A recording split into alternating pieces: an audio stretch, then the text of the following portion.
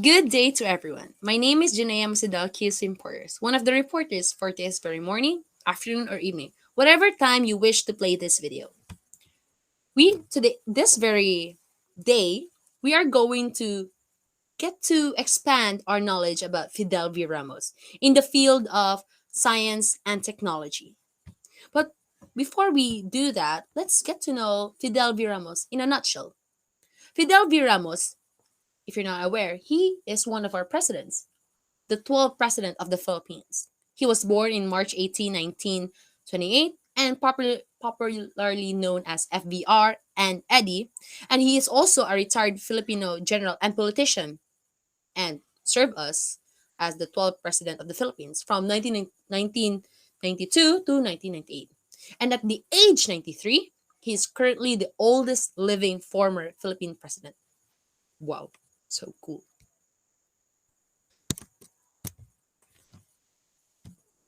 Fidel V. Ramos' contributions in the science and technology. We have four fields. We have listed four fields. In the field of environment and natural resources, his stand, scholar ng Aghan, and lastly, the telecommunication providers. In the field of environment and natural resources, Ramos, the catalyst of the chain of the cruelty of natural resources and ongoing adversities of the environment. He made a stand or was the start of the Philippine Council for Sustainable Development. President Ramos answered the crying call of nature by participating and staying committed to the 1992 Rio Earth Summit, which in essence required the adoption of sustainable development as the country's development policy framework.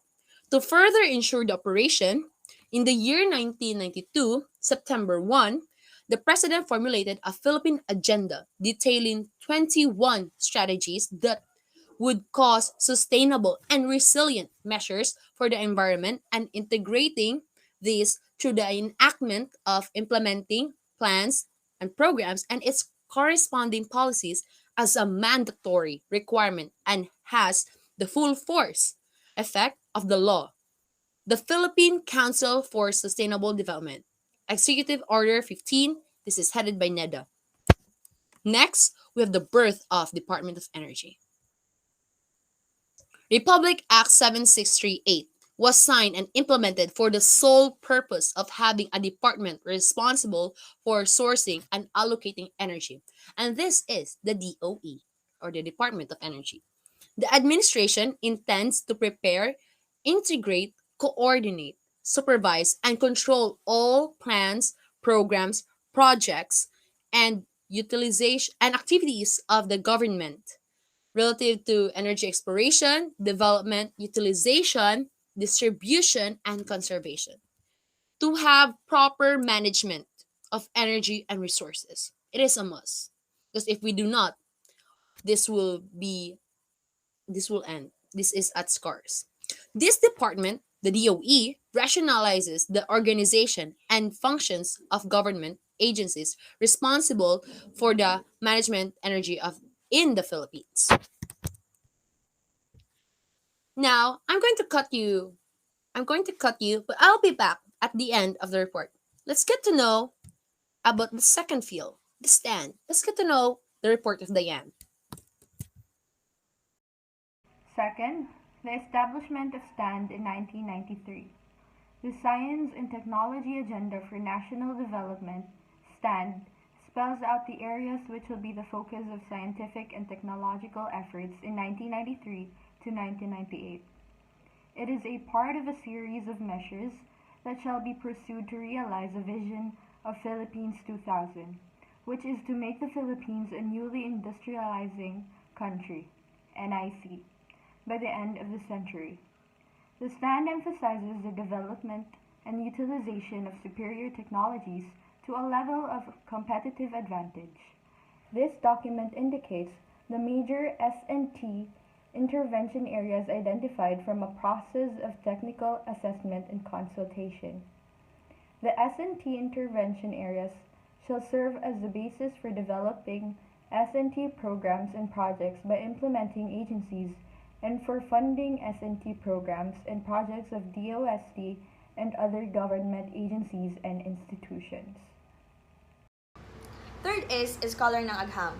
The Science and Technology Scholarship Law of 1994, Republic Act Number 7687, according to DOST, provides for scholarships to talented and deserving students whose family's socioeconomic status do not exceed the set cut-offs value of certain indicators.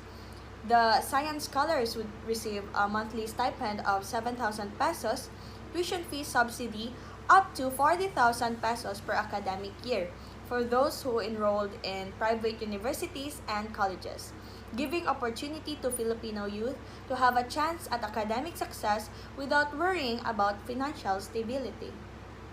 And lastly, number 4, telecommunication providers. Under the presidency of Fidel V. Ramos, around 1992 to 1998, the telecommunication sector was deregulated. It was during that time that more industry players came into the picture. Where before there was only PLDT, today there are at least 10 national carriers actively engaged in the business of providing telecommunication services nationwide. Then, of course, there are about 40 small telephone companies scattered throughout the country that provide telephone services to limited geographical areas. This is the general environment of the telecommunications sector in the Philippines today. This paper deals with the major issues and programs affecting efforts of facilitating rural development through the application of telecommunications technologies. Me.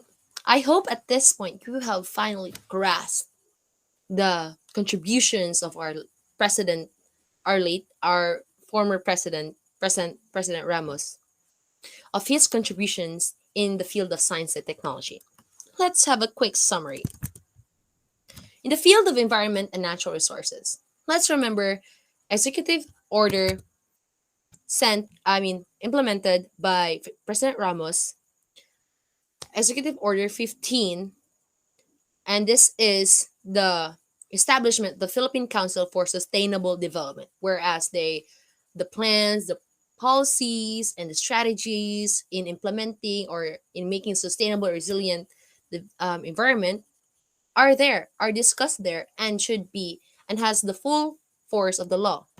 Second, the birth of the OE, the Department of Energy, and this department is responsible for sourcing and allocating energy. Next, let's talk about the stand. This is discussed by my group mate, Diane. The stand, or in the long term, it is the science and technology agenda for national development. And this emphasizes the development and utilization of superior technologies to a level of competitive advantage. Next, the scholar Nagham. I know you have heard about the term DOST scholar.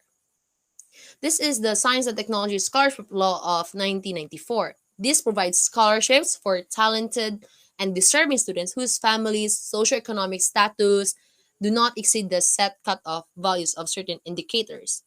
They receive monthly incentives and given benefits and privileges to further um, improve or be in the benefit of our country. Lastly, telecommunication providers. My group mate Shai have discussed this, but I will give you a quick and short recap about this.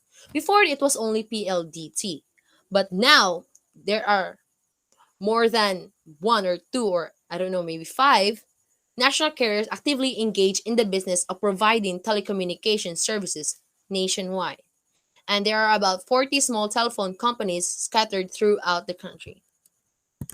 I hope you had a great day. A great moment learning and expanding your knowledge about Fidel V. Ramos. He's not just the president, he's more than the president.